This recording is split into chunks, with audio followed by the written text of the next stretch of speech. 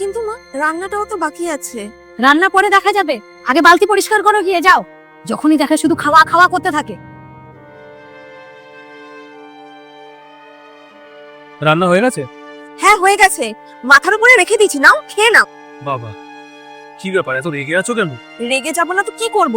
আমার জীবনটা অতিষ্ঠ করে তুলেছে তোমার মা। কেন, কি হয়েছে? মা আবার কি করলো? কি করে না সেটা আমাকে জিজ্ঞেস করো। হ্যাঁ, কোথা থেকে কাজ খুঁজে নিয়ে চলে আসে, যেটা না আছে কোনো মাথা, না আছে কোনো মুন্ডু। আমি জামাগুলো এখানে মেলছিলাম, আমাকে বলছে ওখান থেকে ডেকে এনে যে বালিশের কভারটাকে সেলাই করো, এখনই সেলাই করো। তারপরে বাথরুম থেকে আমার স্নানের বালতিটাকে নিয়ে আসলো, বলছে এটাকে এখনই পরিষ্কার করো, না পরিষ্কার করলেই হবে না। আমি কোন দিকটা যাই তুমি আমাকে বলতে পারো? আরে বাবা, ওনার বয়স হয়ে গেছে, আর এই বয়সে সবাই একটুখানি এটা বলেই থাকে। ওইটা নিয়ে তুমি অত চিন্তা করো না, আর এত রাগও করো। সেই চেষ্টাটাই সবসময় করি। আর শুধু তোমাকে না, আমাকেও যদি চুপচাপ বসে থাকতে থাকে না, কোনো না কোনো কাজ আমাকে দিয়ে করিয়েই যাবে। বলবে এটা কর, ওটা কর। তুমি একটা কাজ করো, তুমি যখনই মাকে দেখবে, তুমি ওনার থেকে লুকিয়ে লুকিয়ে থাকবে, যেরকম আমি থাকি। তাহলে দেখবে আর কোনো কাজের কথা বলবে না।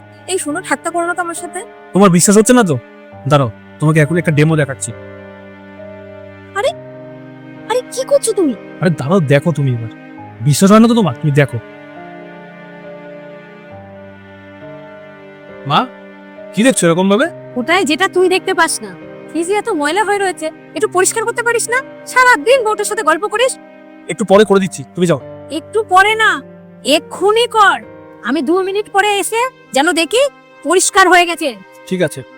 কর্তা গিন্নি দুজনেই ফাঁকিবাজ, কোনো কাজ করতে পারে না, সবকিছু আমাকেই করতে হয়।